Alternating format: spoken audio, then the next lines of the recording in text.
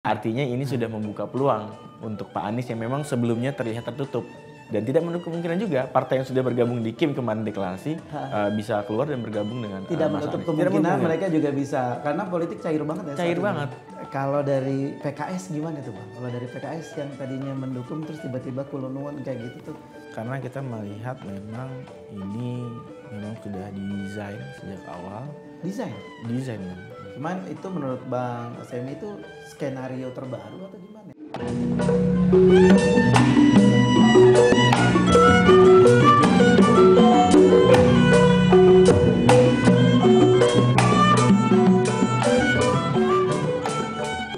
Assalamualaikum warahmatullahi wabarakatuh. Selamat siang, salam sejahtera, namo buddhaya, dan salam kebajikan.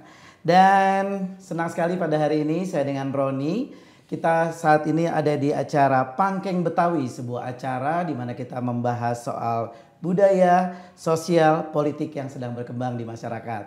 Dan seperti yang kita tahu, ada berita yang sedang hangat pada hari ini, yaitu tentang Bapak Anies Baswedan yang pernah menjabat sebagai Gubernur Jakarta pada periode 2017 dan 2022 sampai dengan 2022. Pada saat ini berniat kembali untuk maju sebagai calon gubernur Jakarta untuk periode 2024. Namun nampaknya hingga saat ini Bapak Anies Baswedan ini sedang memasuki masa kritis untuk bisa maju menuju Pilkada 2024. Dan kebetulan pada sore hari ini kita sudah kedatangan narasumber yang ganteng. Siap. Yang kita panggil Bang Semi nih. Bang Semi. Selamat sore Bang Semi. Salam. Waalaikumsalam warahmatullahi wabarakatuh. Waalaikumsalam.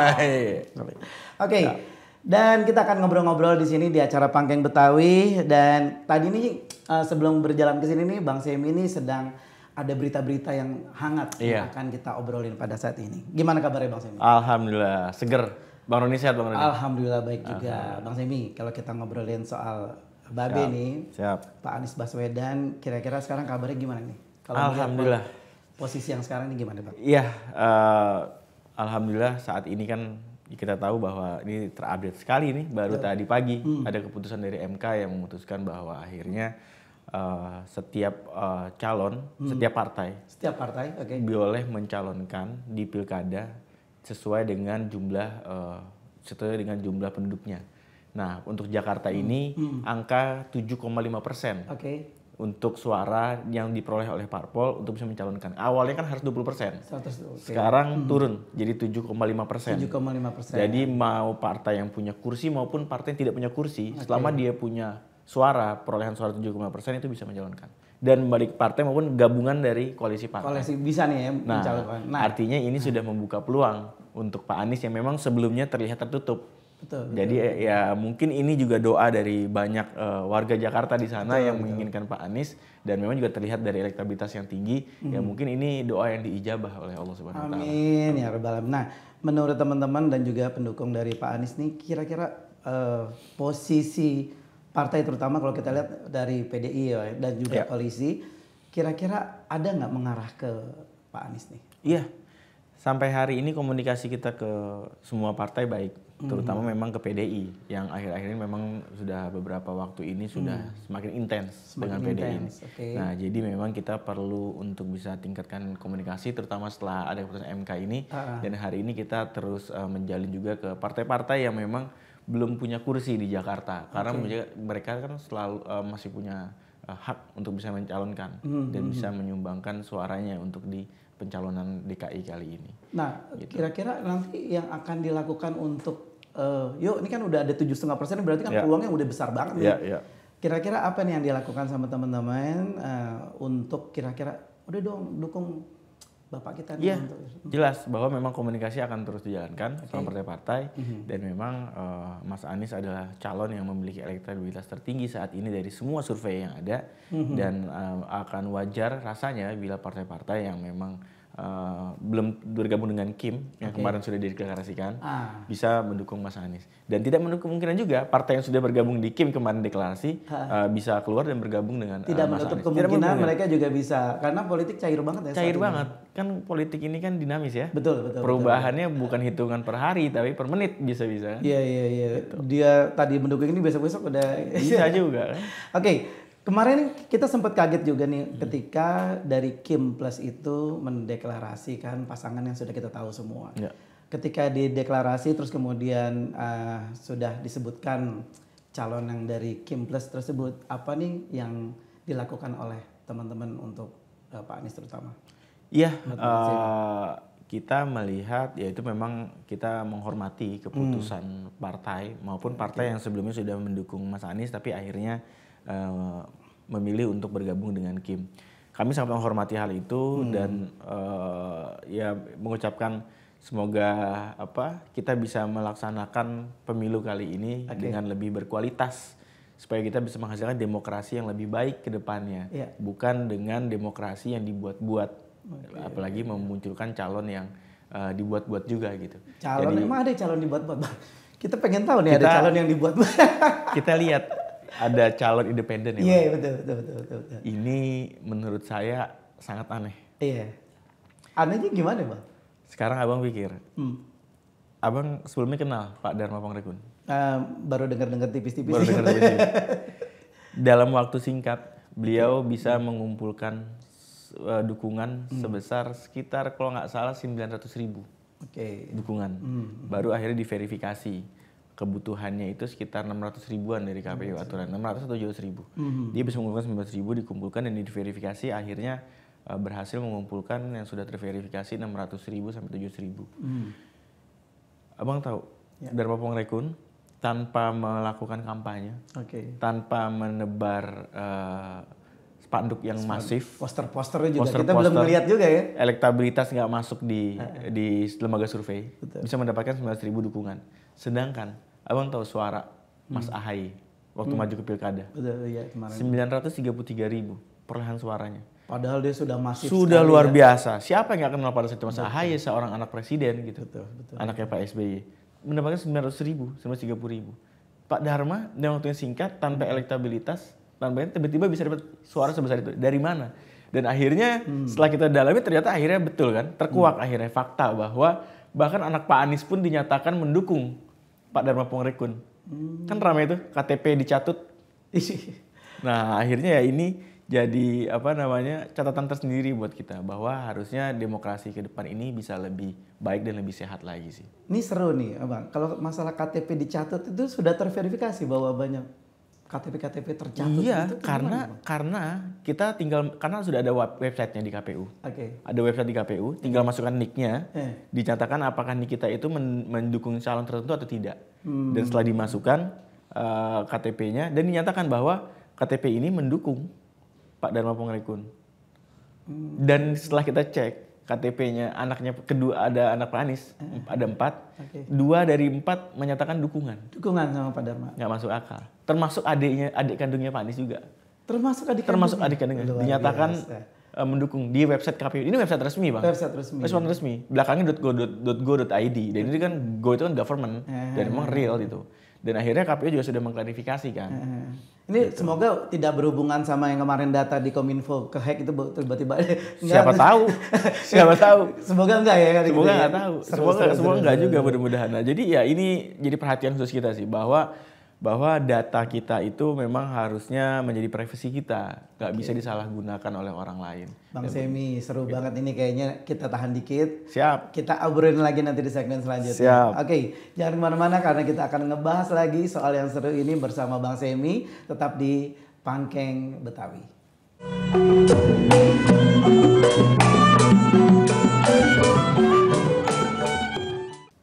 Kembali lagi di acara Pangkeng Betawi bersama saya Roni dan juga ada Bang Semi. Siap. Saya bilang udah ganteng banget nih pada sore hari ini. Masya Allah, tabarakallah. Alhamdulillah. Bang, mendengar jawaban dari Bang Semi tadi sebetulnya banyak nih, jadi timbul banyak pertanyaan. Tapi saya mau nanya satu hal nih. Kalau kita lihat isu-isu yang berkembang pada saat ini kan di berbagai media, ada upaya dari sejumlah, kalau bisa kita bilang sejumlah elit politik, yang tertentu lah ya, nggak semuanya, itu berusaha untuk menjegal pencalonan Pak Anies. Astagfirullahaladzim. Masa setega itu sih, Bang? Aduh, soalnya dulu tuh kan kuat banget nih. Kalau kita lihat nih untuk DKI Jakarta nih Pak Anies kuat banget sebetulnya. Tapi kok kesini-sini kayaknya meredup nih. Kalau bisa saya bilang tuh ada usaha pencegalan tadi yang saya bilang. Nah kira-kira gimana nih dari teman-teman atau dari tanggapan Bang Semi nih sebagai jubir dari Pak Anies Baswedan untuk menanggapi isu tersebut, bener apa enggak atau jangan-jangan cuma hoak atau cuman prediksi saya sendiri atau gimana Bang? Iya, ini saya jadi inget ceritanya si Pitung. Wih, ngelawan company. Dijegal terus. Dijegal ya Bang? Iya kan? Pitung kan dijegal terus kan? Kenapa? Karena Pitung ini nggak bisa dipegang. Karena dia memilih untuk bisa mensejahterakan rakyat Jakarta pada situ Betawinya, ya nggak? Nggak mau berkompromi sama company. Ya nggak? Pitung itu kan singkatan pitulung ya. Jadi pitulung, tukang nolong. Nah, jadi ini agak mirip-mirip dengan ceritanya Mas Anies sekarang kayaknya gitu. Dan makanya mungkin karena Pitung ini kan katanya nggak bisa dikalahin Bang. Iya nggak? Kebal peluru. Kebal peluru nggak bisa dikalahin kan. Udah kuat bener dia nih. Akhirnya diapain? Mesti dijegal yang bener-bener. Ya nggak? Nah bisa jadi cerita Pitung ini relate dengan kondisi Mas Anies hari ini gitu. Saya juga nggak tahu. Harusnya kan kalau memang mau menciptakan demokrasi yang sehat ya nggak usah menjegal lah. Tapi jalan aja emang berarti usaha penjegalan itu kelihatan jelas ya atau gimana Bang? Saya nggak tahu. Tapi kalau melihat kondisi hari ini yang beberapa partai akhirnya diborong dan beberapa partai yang tadinya sudah mendukung ditarik ke satu golongan, ya bisa jadi itu menjadi salah satu bukti atau menjadi salah satu dasar untuk orang lain bisa menilai bahwa ini adalah bentuk penjegalan. Tapi bagi Mas Anies sendiri, beliau merasa ya ini hanya dinamika politik, mengambil positifnya dan semua diserahkan ke Allah. Apabila ini baik untuk beliau ya beliau jalankan, apabila memang belum baik untuk beliau berarti Allah sedang menyelamatkan Mas Anies. Apakah menurut Bang Semi ada sedikit ketakutan juga bagi yang kontroversi atau yang kontra bahwa ketika dia kontra itu tiba-tiba nanti ada suatu kasus muncul atau apa kayak gimana? Mungkin ada ketakutan mungkin. Ya bisa jadi kalau masalah kasus-kasus ini kan ya kemarin kita lihat bagaimana ketum Golkar yang tadinya senyum adem ayem tiba-tiba mendadak mundur tanpa kita tahu alasan yang jelas. Ya mendadak kan? mundur. Mendadak mundur. Bukan ya? Mendadak dangdut ya. Padahal prestasinya dia bagus membawa Golkar menjadi itu bagus. Naik. Kuat bagus. Naik. Suara Golkar 2024 tuh naik pesat, Pak. Terus ya performanya di kementerian juga nggak jelek gitu, Pak Erlangga nih. Dan kerjasamanya dengan Pak Jokowi sebagai kawan koalisi juga bagus juga, nggak ada masalah. Belum ada masalah ya? Belum ada masalah, tapi tiba-tiba, nah ini mundur. Kok ada apa di balik ini sebenarnya? Atau mungkin karena tiba-tiba dia kena kasus itu kayak gimana? Kita juga nggak tahu kan masalah itu. Dan memang diskusi publik yang terjadi memang kan selalu dibilangnya kayak gitu ya. Selalu katanya kalau ada apa-apa diancamnya pakai sprindik. Ya, kita kan juga belum bisa mengonfirmasi informasi isu. Itu kan hanya isu-isu aja. Mudah-mudahan nggak sekeji itulah. Kita yakin mudah-mudahan bisa lebih bisa lebih sehat lah demokrasi kita. Nggak yang main sandra menyandra hukum. Betul. Karena hukum itu harus tegakkan, salah-salah benar-benar, bukan menjadi bahan negosiasi gitu. Dan kalau kita lihat memang sekarang ini politik kita tuh sudah semakin dewasa sih. Cuman memang kalau ada sesuatu yang tidak sesuai dengan apa yang kita inginkan, nah ini yang harus kita bicarain dan kita diskusikan seperti apa. Nah seperti kasus atau peristiwa Pak Anies sekarang, memang agak-agak unik kalau menurut saya itu kan. Dari seorang calon presiden yang besar, yang suaranya juga besar sekali. Dan kita yakin ketika dia kemarin kemudian kalah, kita yakin ketika hanya untuk sekelas DKI Jakarta udah pasti bisa lah ya karena kan suaranya besar sekali. Malah redup juga. Ini kan jadi seru nih sebetulnya ada apa ini kan gitu Bang. Iya kalau dibilang redup sih enggak ya Bang. Karena memang elektabilitas Mas Anies hari ini masih tertinggi. Di indikator itu Mas Anies sekitar 40-an% ke atas. Pak Ahok itu sekitar 20-an%. Pak Ahok malah di bawah 20%. Pak Ahok ada 20% di sekitar 20%. Ridwan Kamil sekitar 13%-an. Tapi kan artinya memang banyak rakyat yang menginginkan bahwa Mas Anies menjadi gubernur kembali gitu kan. Tapi kan anehnya malah yang dipilih nomor 3, urutan ketiga gitu kan. Nah, kita juga nggak tahu. Ya mungkin tadi yang orang bilang penjegalan ada betulnya karena berdasarkan fakta itu. Gitu. Jadi ya kalau dibilang redup enggak juga sih. Karena kita lihat keberhasilan Mas Anies pada saat di DKI Jakarta kemarin, ya banyak tingkat kepuasannya 80%, Bang. Kalau dari Bang Semi lihat atau dari kacamata Bang Semi itu apakah Pak Surya Paloh masih tetap mendukung Pak Anies? Pak Surya Paloh itu seperti abangnya Bang Mas Anies sendiri. Jadi beliau itu selalu mendukung lah. Dan memang orang itu di mana-mana kalau cinta itu memang tak harus selalu memiliki Bang. Jadi bisa juga mendukung dari jarak jauh. Karena memang ada prioritas-prioritas yang harus diambil oleh beliau. Dan kami memahami hal itu. Bang Surya Paloh sudah sangat memberikan banyak sekali bantuan, support, moral, materi dan lain-lain dengan memilih Mas Anies kemarin di di Pilpres. Dan dia pasang badan dan dia punya dampak yang cukup besar dan berdampak pula pada diri dia yang cukup besar. Kita lihat banyak sekali usaha-usahanya akhirnya terganggu karena mendukung Mas Anies dan beberapa menterinya juga, kader partainya banyak yang tiba-tiba terkena. Kita nggak tahu apakah memang itu ada kaitannya dengan Pilpres, kebetulan atau memang dengan Pilpres gitu kan. Betul, ada terkait dengan Pilpres. Bisa jadi ya ke depan menjadi pertimbangan, tapi ya beliau sudah memberikan yang terbaik untuk Mas Anies dan untuk Indonesia menurut saya. Betul. Dan saat memang ternyata tidak bersama, beliau juga menyatakannya secara baik-baik, secara adem gitu. Walaupun memang ternyata belum bisa bersama ya secara baik-baik. Kan lebih enak kalau misalnya kita berpisah pun misalnya berpisah itu ya baik-baik gitu. Dan terbuka bahwa kondisinya seperti ini dijelaskan. Dan kita juga Mas Anies juga akan memahami dan Pak Anies tidak merasa ditinggal ya? Tidak merasa ditinggal. Tidak merasa ditinggal ya. Atau mungkin ada beberapa yang dulu sangat simpatis dengan Mas Anies sekarang sudah banyak yang meninggalkan beliau atau gimana? Enggak juga. Kita lihat sekarang relawan-relawan kita luar biasa Bang. Bahkan kemarin setelah deklarasi Kim dan 3 partai yang awalnya mendukung Mas Anies dan berpindah ke sana, dan relawan malah menyatakan kita tetap bersama Mas Anies, apapun yang terjadi kita akan dukung Mas Anies dan kita akan terus berdoa sampai titik darah penghabisan, sampai kesempatan dan pintu itu tertutup, kata mereka. Saya melihat luar biasa bahwa orang-orang ini bukan orang-orang pragmatis Bang. Orang-orang ini bukan orang-orang yang mencari keuntungan semata untuk dirinya dan kelompoknya.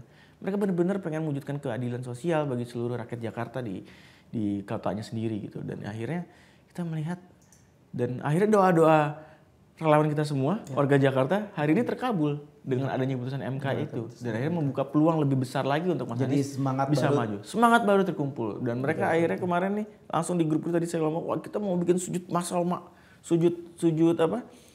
syukur masal. Sujud syukur masal. Iya, Bang, mereka ini luar biasa saking pengen bersyukur ya sama Allah Subhanahu wa taala karena telah membukakan pintu untuk Mas Anies bisa kembali untuk bisa berlaga. tampil dan bisa terpilih ya nanti ya. Oke.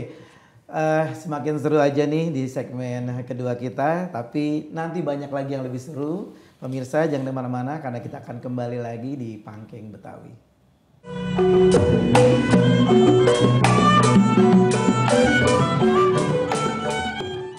Baiklah pemirsa Betawi TV, terima kasih masih menyaksikan Pangkeng Betawi bersama saya Roni dan juga ada Bang Semi sebagai jubir dari Pak Anies Baswedan.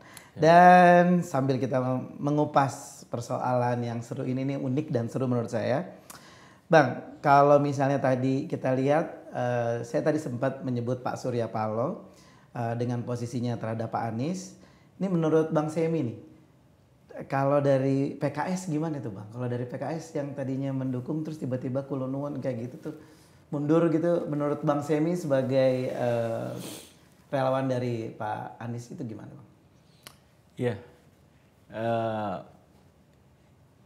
kita juga masih belum bisa memahami keputusan dari PKS sendiri tentang akhirnya bergabung dengan Kim. Tapi kita menghormati keputusan dari PKS tersebut. Dan mungkin partai memiliki mekanisme dan memiliki pertimbangan yang memang menjadi dasar bagi partai mengambil keputusan.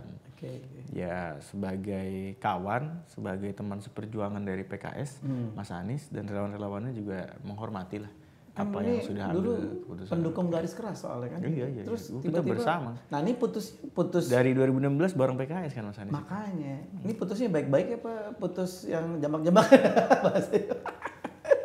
Ya. Kalau orang pacaran kan kalau putus ada yang kayak gitu ya. Terus, kalau menurut Abang gimana nih Bang? Ya yang pasti juga ada diskusi lah, ada komunikasi yang baik sampai akhirnya pada saat itu harus PKS ternyata tidak kembali mendukung Mas Anies, walaupun di awal ada pernyataan-pernyataan yang kurang pas dari jubirnya PKS yang memang mungkin tidak pas dengan kondisi yang ada sebenarnya gitu. Apa sih Bang yang kurang pas menurut Abang? Ya ada pernyataan lah pada saat itu yang mungkin kita melihat nggak cocok aja. Tapi setelah itu akhirnya diklarifikasi oleh Presiden PKS, oleh yang lain, pimpinan PKS, dan akhirnya memang itu sudah diklarifikasi dan sudah baik lah. Dan tetap itu tidak membuat hubungan Pak Anies dengan PKS itu menjadi ternoda atau menjadi renggang atau enggak. Tetap kita semua bersaudara, tetap menjalin hubungan baik, komunikasi tetap baik, dan ke depan kita tetap akan bisa mungkin membuka peluang-peluang baru untuk bisa kembali bersama-sama lagi di kemudian hari kan. Oke. Itu kalau dari sisi PKS. Saya mau minta lagi pendapat Bang Semi ini. Tadi sempat kita bahas sedikit tentang Pak Dharma nih dari sebagai calon independen. Oh, balik lagi. Siap. Ya kan? Kita balik dulu nih ke Pak Dharma nih. Siap. Menurut Bang Semi nih dengan adanya calon independen yang tiba-tiba tadi Bang Semi bilang muncul secara tiba-tiba, apakah itu langsung merubah strategi politik dari relawan Pak Anies? Enggak ya, karena kita melihat memang ini memang sudah didesain sejak awal. Desain Bang. Abang tahu nggak? Ini tuh pendaftaran calon gubernur Jakarta tahun 2012, tahun 2017 itu calon independen dan calon dari partai memiliki waktu pendaftaran yang sama. Baru di tahun ini 2024 beda. Jadi dibuka untuk calon independen dulu, tutup, baru dalam jangka waktu yang agak lama dibuka untuk calon partai. Jadi yang pertama independen dulu ya? Independen dulu. Kita nggak tahu dasarnya apa itu dibedakan.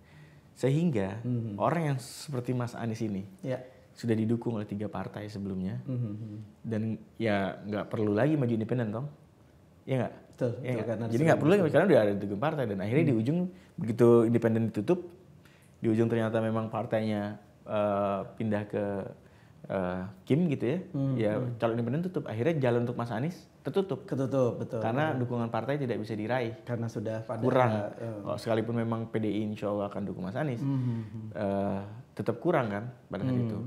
Nah ini jadi ada tanda tanya besar, dan dasarnya untuk merubah aturan yang sebelumnya sudah ada tahun ini dibedakan, itu apa? Dasarnya nggak tahu. Itu gitu. Kita masih bertanya-tanya dasarnya apa, kenapa? Ya? Itu yang pertama. Terus yang kedua, ya dengan adanya pengumpulan data yang masif dan dahsyat itu, yang bahkan bisa menyamai suara Mas AHY, ya nggak? Itu jadi tanda tanya besar lah buat kita, bahwa ini kenapa bisa seperti ini gitu loh. Ini apa ini baik ini semua. Jadi ya kalau merubah strategi kita menurut kami biasa aja. Kita biasanya udahlah bismillah aja. Karena kalau untuk merubah biasa ya. Tapi kok sudah terbiasa kita lama-lama. Ini Bang, kenapa sosok Pak Dharma Kun ini gimana kalau menurut Abang? Saya nggak kenal. Nggak kenal? Saya nggak tahu. Saya baru tahu beliau itu setelah beliau maju dan dinyatakan mendaftar dan masukin data yang luar biasa banyak, baru saya cari tahu, luar biasa orang ini. Saya dulu pernah beberapa kali dulu bantu dukung juga kecil-kecilan Pak Faisal Basri dulu, calon independen kan. Itu luar biasa susahnya. Itu semua teman-teman artis, aktivis itu bantuin tuh Pak Faisal Basri untuk mengumpulkan KTP. Susah Pak ya? Susah banget itu mengumpulkan KTP. Karena bukan KTP yang dikumpulkan Bang, form. Formnya harus diisi, ada tanda tangan dari orang tersebut. Bayangkan harus mengumpulkan 900.000 tanda tangan, Bang. Gimana caranya? Dan bagaimana cara memverifikasinya? Dari mungkin nggak pakai aplikasi gitu. Bisa aja. Kalau kata KPU kan kemarin katanya ada yang pakai video call. Pakai video call? Video call, ada video call. Itu sah ya pakai video call sekarang ya? Wallahu a'lam bishawab. Tapi ya aturan KPU seperti itu. Oke. Ya, Dan baru lagi nih peraturan KPU. Ya kalau setahu saya sebelumnya mungkin memang belum ada ya. Mungkin karena sekarang perkembangan teknologi gitu kali Iya, akhirnya pakai video sehingga call. ada salah satu persyaratan Ya, sah nih bisa harus pakai video call. Iya, Nah, itu harus ditanyain dulu tuh. Karena kalau tidak tercantum berarti kan bisa kita ini juga pertanyakan ya. Itu dia. Jadi juga jadi ketika persyaratan-persyaratan itu tidak tercantum tapi ada ya kita harus dipertanyakan juga. Tapi yang harus dalam waktu dekat ini harus dipertanyakan lebih jelas adalah tolong dijelaskan kenapa KTP publik dicatat untuk mendukung beliau gitu. Nih. Termasuk keluarganya Pak Anies. Kenapa kok bisa dicatat untuk bisa mendukung beliau? KPU harus menjelaskan itu sih. Oke. Tapi apakah memang benar dari keluarganya tersebut yang mendukung atau memang tiba-tiba ada dan dilihat mendukung? Kan nggak mungkin juga adiknya. Nggak mungkin. Nggak masuk akal. Bagaimana? Anaknya juga 2. Nggak mungkin kan dia mendukung calon independen. Ditanya juga tahu juga enggak. Kita tanya ya, kamu tahu nggak? Nggak tahu. Tiba-tiba KTP-nya dipakai. Kenal juga enggak pada. Dan banyak sekali kalau dibuka di medsos. Akhirnya orang-orang itu yang bersuara itu ada ribuan bang. Yang akhirnya bilang saya kenal juga. Enggak tahu KTP saya dibilang saya mendukung gitu. Akhirnya sekarang banyak teman-teman yang ahli hukum yang akhirnya membuka pengaduan untuk bisa dilaporkan. Ini untuk dilaporkan. Tapi memang ini jatuhnya harusnya pidana bang. Karena kalau ini memang benar-benar data, betul. Data, ini bagian dari data dan apabila terbukti bisa data bisa formulir yang dikumpulkan ke KPU itu bisa dibuka bahwa cocokan ada nggak data namanya anaknya Mas Anies misalnya, Bang Anies ada nggak nama anaknya? Ada misalnya, ada formnya ada, berarti ada tanda tangannya. Betul. Kalau memang anaknya Mas Anies nggak pernah tanda tangan itu, artinya apa? Pemalsuan tanda tangan. Pidana lagi. Ya kan, sudah data publik digunakan, pemalsuan tanda tangan digunakan, itu berlipat ganda. Dan kita harus mendorong ini harus di-clearkan. Saya pikir tadi karena mungkin adiknya atau anaknya memang benar-benar mendukung. Nggak mungkin ya. Nggak mungkin. Kenal juga enggak. Seru ini. Bapaknya mau maju anaknya dengan yang lain itu kayak orang nggak kenal kan nggak masuk akal gitu loh. Oke Bang Semi kita tahan dulu dan pemirsa kita akan ngebahas lagi masih di Pangkeng Betawi dan jangan kemana-mana kita akan balik lagi.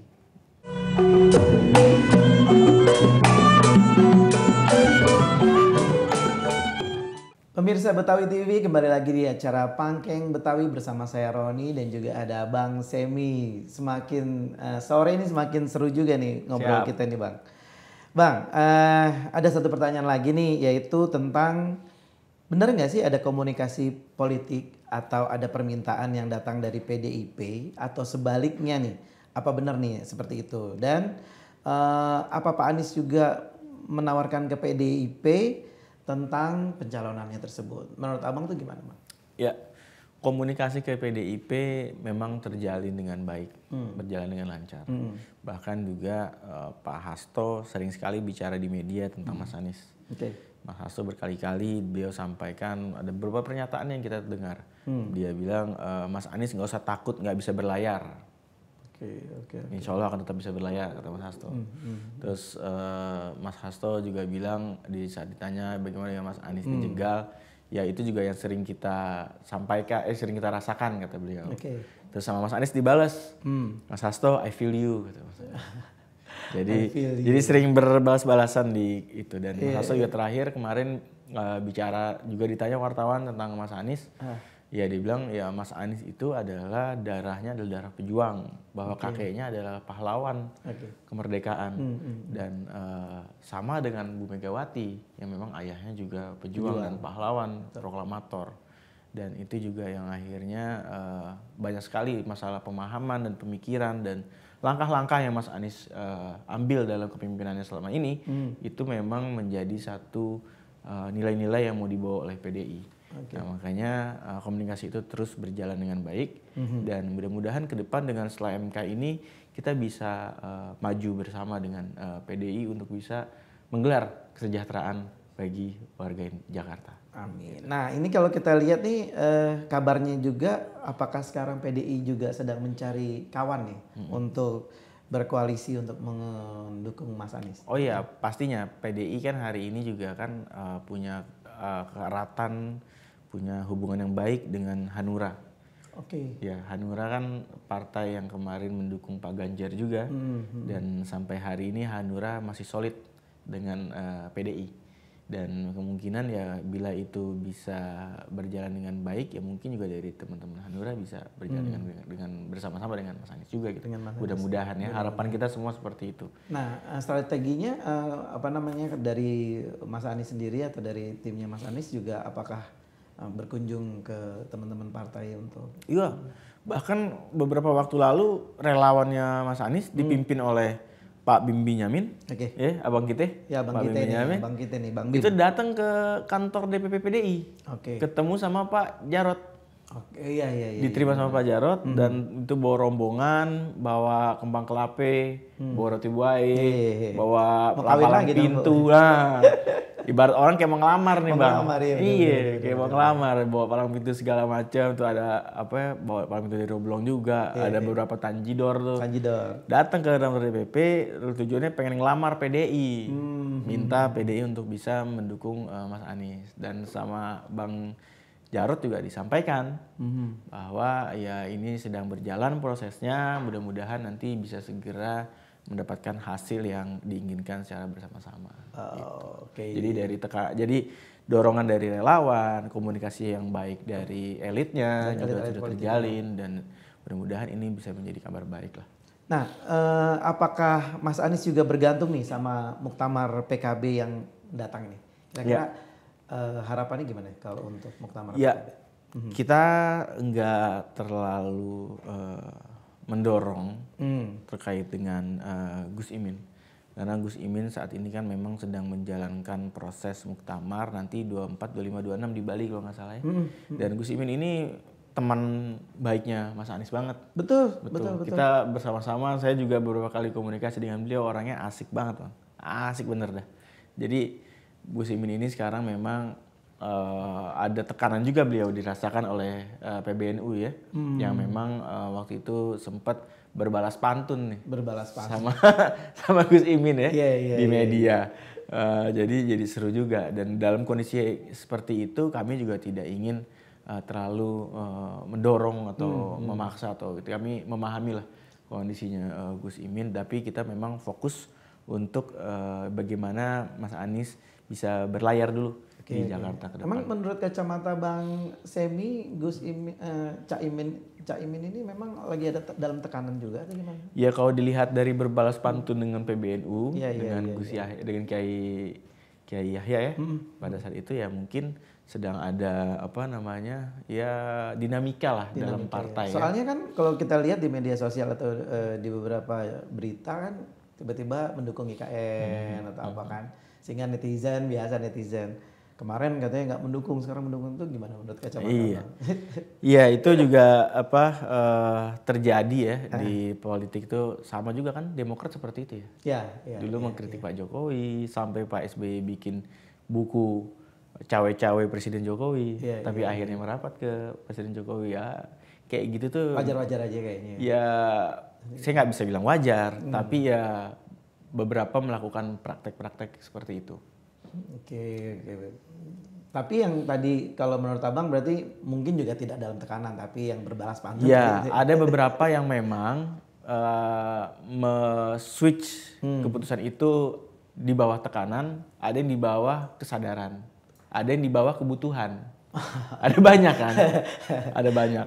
Ada yang dalam kebutuhan, ada yang di bawah tekanan. Nah, ya kita bisa lihatlah seperti apa Gus Imin sekarang kondisinya dan bagaimana dengan teman-teman yang lain juga.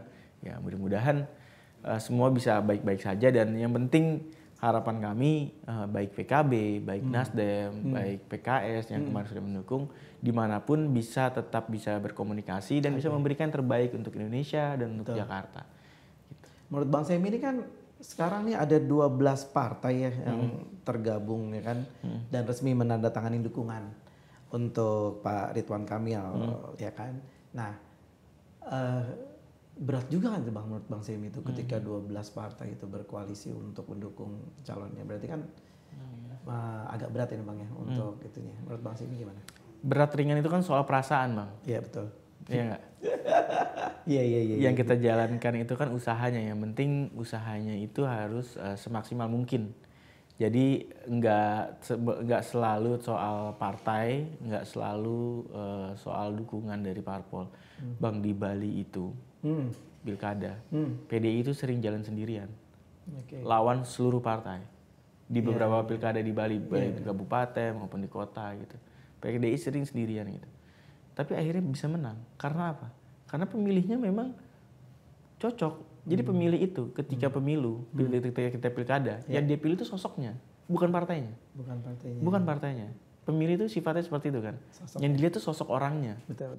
Jadi karena banyak juga dari mereka kan bukan kader sebenarnya, memang sekedar pemilih. Jadi kalau kader kan mungkin harus ikut instruksi partai.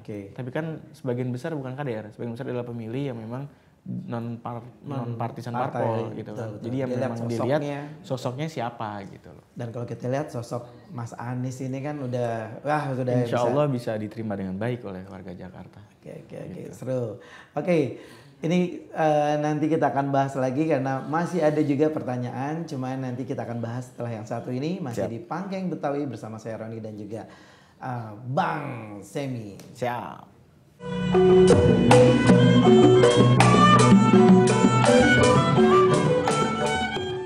Baiklah pemirsa Betawi TV, masih di acara Pangkeng Betawi. Kita masih menyaksikan Pangkeng Betawi dan kita sudah tidak terasa sampai di segmen terakhir nih Bang. Siap, alhamdulillah. Tapi kita juga masih banyak sebetulnya mau kita tanyain nih. Salah satunya sebelum kita pamitan nih Bang. Ini kan kalau tadi Abang sempat bilang dari 20% tiba-tiba dari MK menurunkan menjadi 7%. Ini kan peluangnya besar. 7,5. Kan peluangnya besar bagi Mas Anies, ya kan? Tapi sebelumnya kalau kita lihat seperti mengutip kata Bang Semi bahwa ini kemarin sempat Mas Anies dijegal habis-habisan. Ya. Tapi sekarang nih kesannya kok kayak membuka peluang nih, ya kan? Nah, gimana nih pandangan dari Bang Semi nih kalau misalnya menanggapi hal seperti ini? Seperti kita lihat kan MK mungkin terpengaruh oleh salah satu pihak misalnya gitu. Gimana Bang? Ya kalau MK sendiri kita lihat memang waktu di Pilpres pun menanggapi tuntutan di MK soal Pilpres ada dissenting opinion dan itu baru pertama kali MK memutuskan ada dissenting opinion, artinya ada pendapat yang berbeda antara hakim MK dan menurut saya ini luar biasa, sejarah juga. Dan sekarang MK juga memutuskan untuk bisa membuka peluang untuk bisa menurunkan thresholdnya jadi 70%. Ya saya jadi lebih optimis ya terhadap demokrasi bahwa masih ada harapan di MK. Betul. Semoga ini bisa terus terjaga dan rasa-rasanya ini terjadi setelah pergantian ketua MK ya. Betul. Dari yang sebelumnya memang masih kerabat ya dan sekarang mau sudah diganti jadi mungkin ada penyegaran lah gitu ya, di MK-nya supaya nggak terlalu ini banget kali Bang. Iya. Cuman itu menurut Bang Semi itu skenario terbaru atau gimana? Itu saya nggak tahu apakah ini skenario terbaru karena kita juga dari tim dari Mas sendiri nggak ada atau memang netral kasakusuk untuk bisa di MK ini karena yang menarik adalah yang menuntut terhadap putusan MK hari ini yang tadi pagi kita lihat ini yang mengajukan tuntutan adalah Partai Buruh dan Partai Gelora yang mengajukan dan itu udah beberapa waktu yang lama di prosesnya dan sekarang diputuskan gitu. Jadi dari sana memang mulainya. Mulai dari sana. Ada prosesnya. Ada prosesnya dan kita juga nggak ada apa ya. Nggak tahu lebih dalam tentang ini sebenarnya dan akhirnya ternyata ini bisa membuka jalan dan untuk Mas Anies. Membuat kita ada harapan. Harapan ya mungkin ini jalan dari Allah untuk bisa memberikan jalan. Dan yang seru ini kan pada tanggal 20 Agustus tadi pagi itu usai RK dan Pak Siswono dideklarasikan. Kemudian ada dari partai independen, dari calon independen juga ikut lolos. Ini kan Mas Anies mengutip kata-kata dari Bung Karno tuh kan, seru juga tuh. Bahwa hanya ada satu negeri yang menjadi negeriku, ia tumbuh dengan perbuatan dan perbuatan itu adalah perbuatanku. Ini dari Randy Clark. Iya, Randy Clark. Bung Karno setelahnya. Betul, oleh Bung Hatta dalam pledoinya di Den Haag 28 ya. Jangan putus asa dan jangan pernah menyerah untuk Indonesia, kata Bung Karno. Tetaplah bersemangat, elang Raja Wali. Nah, dengan statement atau pembicaraan dari Mas Anies ini, apakah Pak Anies akan terus berjuang untuk Indonesia dan bagaimanapun keputusannya nanti seperti itu terus berjuang ya? Iya dong. Mas Anies itu dia sudah menghibahkan hidupnya untuk satu visi, Pak. Satu visi, Bang. Visinya beliau adalah melunasi janji kemerdekaan. Melunasi janji kemerdekaan. Ya, jadi Indonesia ini kan pada saat merdeka punya janji ya. Betul. Janji kemerdekaan. Janji kemerdekaan itu diucapkan pada saat di pembukaan undang-undang. Oke. Itu disampaikan kan di situ, eksplisit. Dan itu memang adalah janji yang diberikan oleh pendiri bangsa dan oleh semua orang yang memiliki kuasa terhadap negara ini nantinya untuk diberikan kepada rakyat Indonesia. Jadi memang harusnya kalau presiden itu atau siapapun nanti ke depan salah satu tugasnya ya goalsnya adalah melunasi janji kemerdekaan. Kan mencerdaskan kehidupan bangsa, meningkatkan kesejahteraan umum dan lain-lain itu. Nah, itulah yang dia lakukan. Makanya sebelum beliau ada di pemerintahan, masuk ke dunia pemerintahan, beliau kan ada di dunia pendidikan. Beliau menjadi rektor. Sebelumnya lagi beliau juga berkontribusi untuk membuat gerakan Indonesia Mengajar, di mana betul untuk mencerdaskan kehidupan bangsa, dan itu juga untuk mengentaskan disparitas kualitas dari pendidikan di pelosok Indonesia. Dia sebar anak-anak muda yang mau mengkontribusikan dirinya, ilmunya, dan hidupnya selama 1 tahun di pelosok Indonesia untuk bisa mencerdaskan anak-anak bangsa di ujung sana.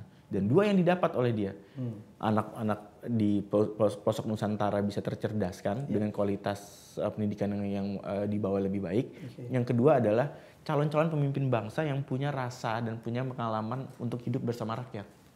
Jadi bukan hanya sekedar bicara, tapi dia pernah merasakan 1 tahun hidup di tengah-tengah rakyat tanpa privilege yang besar gitu. Dia malah hidup tanpa kadang nggak ada listrik, kadang nggak ada sinyal, nggak ada fasilitas air bersih di pelosok Nusantara gitu. Dengan sokongan kesehatan mungkin yang kurang gitu.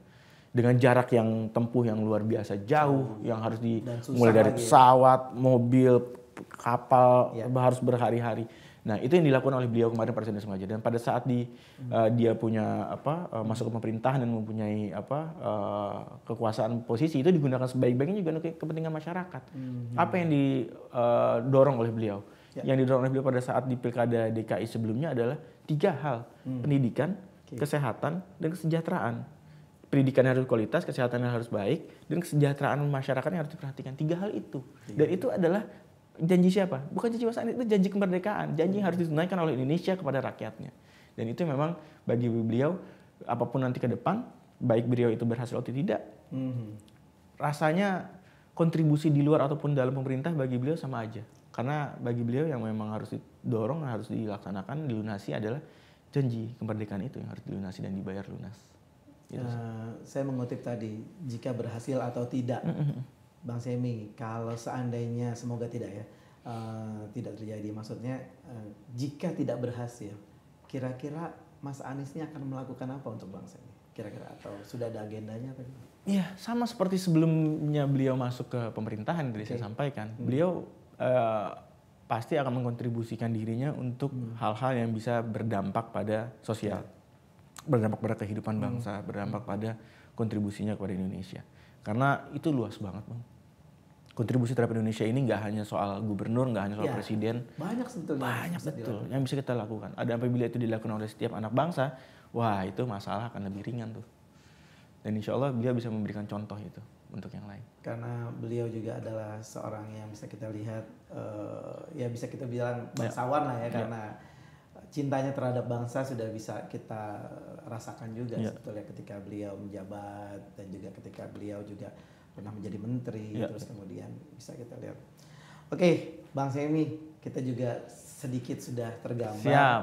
Sore-sore pada hari ini kita sudah ngobrol. Terima kasih atas kedatangan sama-sama. Saya yang terima kasih sudah diundang. Semoga terus berjuang, Bang. Amin. Semangat dan ada harapan ini semoga kita bisa menyaksikan dan bisa terakhirnya tersenyum dengan senang. Amin. Okay. Semoga juga Betawi TV makin sukses dan terus menyuarakan budaya-budaya Betawi dan ditularkan budaya Betawinya, nilai-nilai Betawinya ke seluruh generasi dan jangan sampai punah, apalagi ada yang sampai pudar apalagi punah. Betul.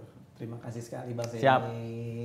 Dan itulah tadi pemirsa Betawi TV di acara Panggung Betawi sudah kita saksikan obrolan kita bersama Bang Semi sebagai relawan dari Mas Anies Baswedan. Dan nanti kita akan membicarakan juga di Panggung Betawi episode selanjutnya, banyak yang akan kita bahas. Terima kasih dan saya mengucapkan Assalamualaikum warahmatullahi wabarakatuh. Waalaikumsalam warahmatullahi wabarakatuh. Makasih. Siap, makasih Bang. Makasih banyak.